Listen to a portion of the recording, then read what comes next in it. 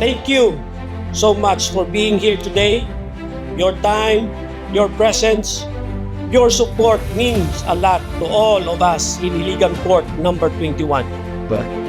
As we start another term, let's move forward with unity, humility, and the same heart of service that keeps our port strong.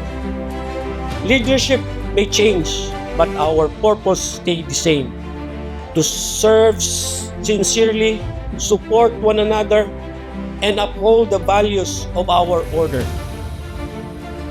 To our officer, members, visiting courts, and our Masonic family, thank you for standing with us.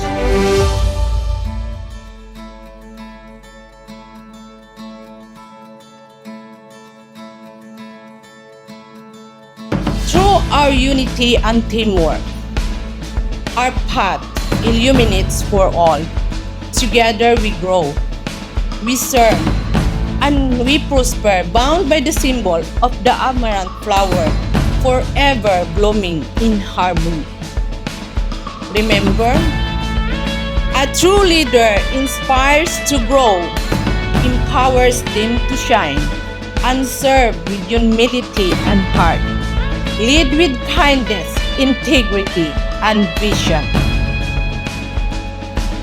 Charity to me is the most beautiful expression of who we are. It is a gentle, yet it is sincere, and most of all, it is deeply human.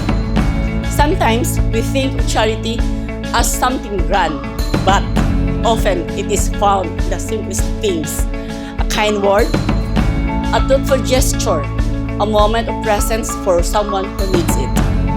Never underestimate these small acts.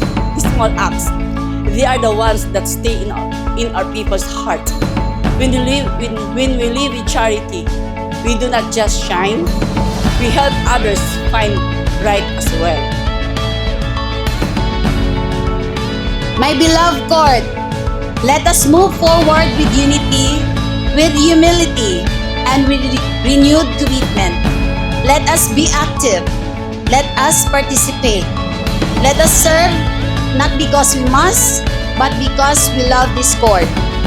May our hearts remain on fire, may our service remain sincere, and may Iligan Port number 21 continue to rise, strong, united, and unbroken. Thank you. May the order continue to guide us all. Wassalamualaikum warahmatullahi wabarakatuh. May peace, mercy, and blessings of Allah be upon you all.